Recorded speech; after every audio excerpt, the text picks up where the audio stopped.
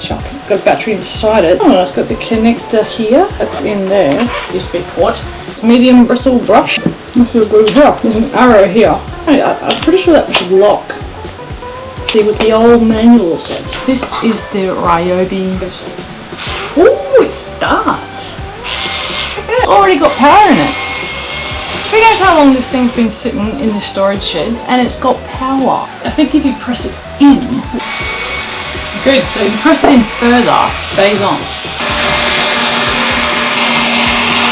This is a $49 thing, brand new from Ryobi and Bunnings, but can't find it in Bunnings right now. $35 on this second-hand site, but it's brand new in the box. And I got it for $20 because I had a deal.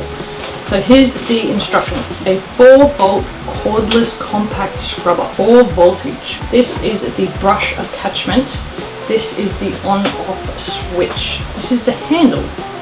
This is the USB cover. So it's an LED light. So when you plug it in to the USB port, little spot here for a light, but I don't see a light, but I believe it. Plug it in. 0 to 5 hours charging time. Load speed 175 minutes. Waterproof rating, IPX7. So it's just as waterproof as the big one.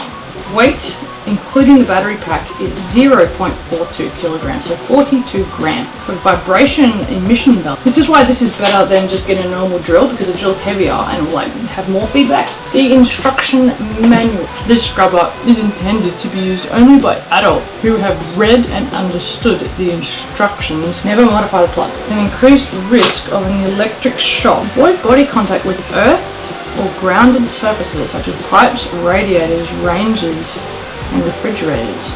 Sounds serious. Do not expose power tools to rain or wet conditions. Water entering a power tool will increase the risk of electric shock. Oh my goodness, this one's shocking. Do not abuse the cord. Okay, no calling cord names.